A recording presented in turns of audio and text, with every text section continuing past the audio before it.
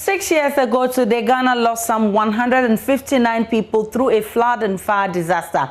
At least 300 others were directly affected by the tragedy. The day still brings painful memories to many Ghanaians, and yet some of the recommendations by the Justice Isaac Doche Committee that looked into the disasters have not been implemented. Civil society group One Ghana Movement has initiated a class action suit against the National Petroleum Authority, the Accra Metropolitan Assembly, and GOIL to seek compensation for the victims. We'll get to that shortly, but first, we'll bring you a report from Elton Brobe, who chanced on some of the charred remains of the victims on his way home that fateful day.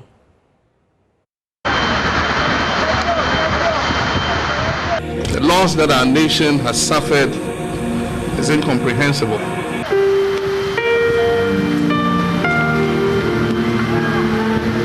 What started the night before as a heavy downpour at the center of the country's capital, Kwame, was aggravated after a nearby fuel station exploded in the downpour, leaving an estimated 159 Ghanaians lifeless, while scores also sustained varying degrees of burns and injuries. Whilst the rain was seen as a natural occurrence, the fire, which worsened the situation, was later said to have been caused by a cigarette smoker who dropped a lighter stub into water that had oil floating on top of it. Some victims of the disaster recounts the day. So I was opposite of the police station before the incident happened. I'm about to run before the fire catch me for the face. So I had to feather into water, then I had to swim in the water and work. Because that night was horrible. When I sat down, no move any some because Naja say Namiti said Mitiano, Namasasa. Then the time the tanker blasted, then it threw me away to the other road. I didn't say anything again. They can't take me to hospital. I stay hospital about almost 6 months. All my head is also bent. Apart from the irreplaceable human life lost, 5 houses, including the GOIL filling station at the Kwame Nkrumah, suffered various degrees of damage valued at 1.6 billion Ghana cedis. To prevent a future occurrence of the tragedy that hit the country on June 3rd, the Disaster Committee recommended the complete dredging of the door drain, a ban on the use of plastic as carrier bags, water dispensers, and cooked food containers.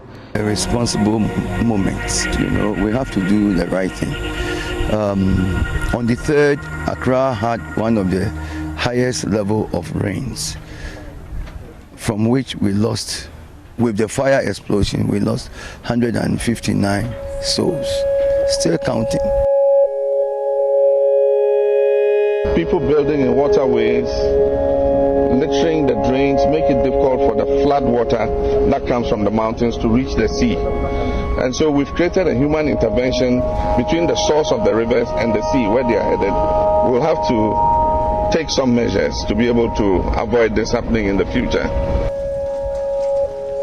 Residents of Sodom and Gomorrah have built on the Kole. They have every day come in, fill it with sawdust, covered it with sand, and then built upon it.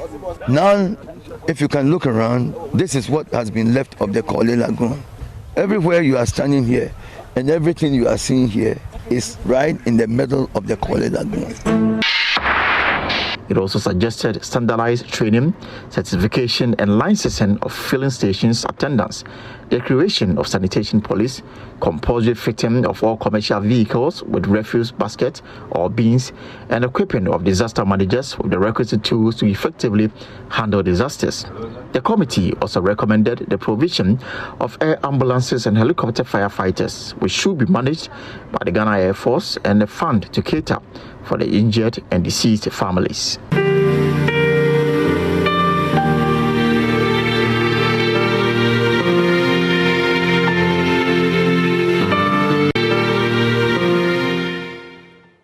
And as you heard in that report, the committee recommended the dredging of the Odawna River. So what is the state of the basin which runs through Kwame Nkrumah and parts of the Central Business District? My colleague Benjamin Akakbo was at the place and now reports.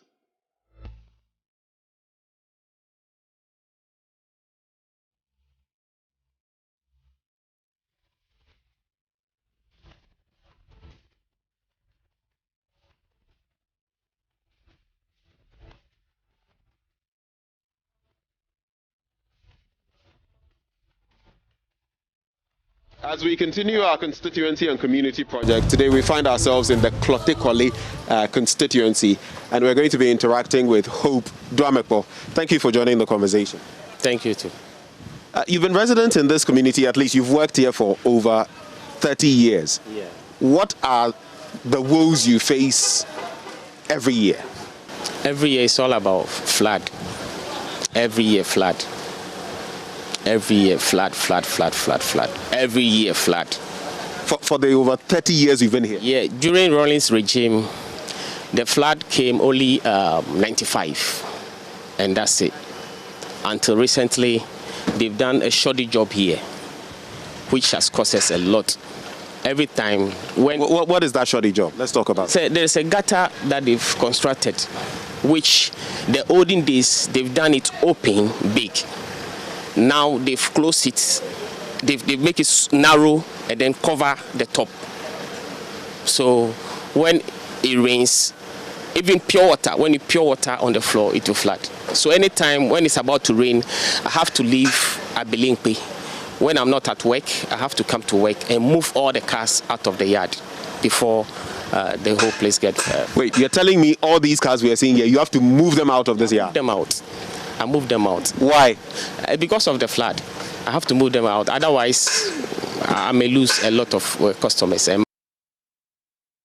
Let's now get to the statement from the One Ghana movement on its class action suit, and it's right there on your screens. He said the victims and One Ghana movement have, through their lawyers, commenced a class action against GOIL, the National Petroleum Authority, the Accra Metropolitan Authority, and for their complicity in the disaster. While the court case continues, it is our expectation that the pursuit of justice will not only result in fair compensations to victims, their families, but will in the end punish officials found culpable. And joining me shortly on via Zoom on this one is Emily Nyo, who is with One Ghana movement. And Emily, I'm grateful for your time. What really motivated this class suit? Thank you for having me. So, like was rightly said by one of the people who was interviewed earlier in the video, year in, year out, we have these flooding situations, you know, and the one in 2015 was a very terrible disaster. And so we believe that something has to be done to cause a change that will ensure that we all do the right thing. And so looking at the plight of the victims, One Ghana movement decided to work with them. We sought their legal consent, which they gave to us, and we are representing them in court to not only seek compensation for them, but to also ensure that officials are held accountable or liable for the actions and inactions which led to this disaster. Because once people are held liable for their actions, definitely it will serve as a deterrent to other people, and the right thing will be done moving forward. Exactly what reliefs are you looking for? Exactly what compensation, and what do you want done to officials found culpable? Well, we cannot determine exactly what should be done to them, but what the court determines as punishment for them to be held accountable for their actions and inactions which led to this disaster is what we are seeking for. And then you're asking what kind of compensation. That would be financial compensation for the victims, because many of them have not received compensation till date, and it's 6 years now. They are struggling to move on in life. It's a very difficult moment for most of them. So this is why we are in court on their behalf. I'm grateful, and I wish you all the best in this one. Emily Nyon is with the One Ghana movement. And as we mark the June 3rd disaster, Joy News' Mamesi Thompson is reporting survivors are appealing to government to come to their aid.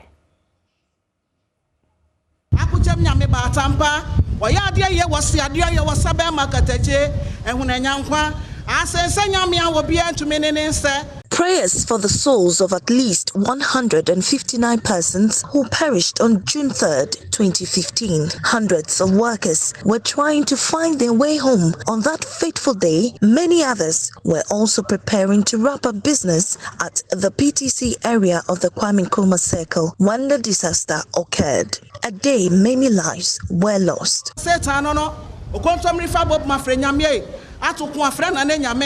Omirikisi ayentumi na ono ne friend nsamampo akuchem nyame batampa oyade ye wosiade ye wosabe makatache ehuna nyankwa asense nyame a obi antumi ne nse obi ane ne nse wosoro obi ane ne nse wasasi so wona ka che Moses ko ukone se Pharaoh busa wakase I am that I am onyame a wode Ghana abesi wasafori ehani.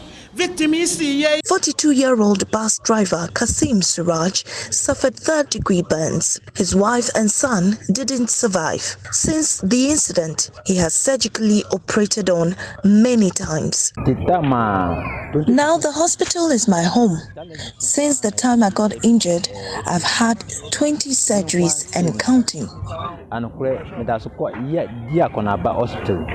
He depends on kind-hearted people to survive. For the past 6 years, I depend on people.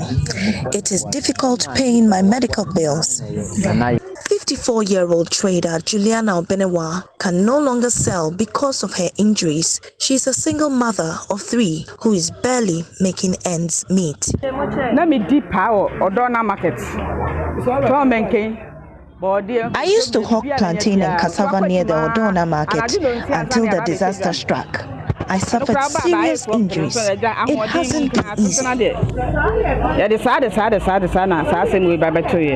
But Municipal Chief Executive of Korle Klote Municipality, Ni Ajaiteria, is unsure of government's plan to support them.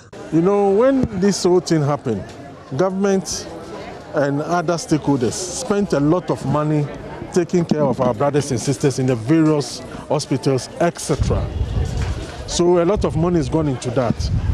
The victims tend to think that some support that they had came from outside this country.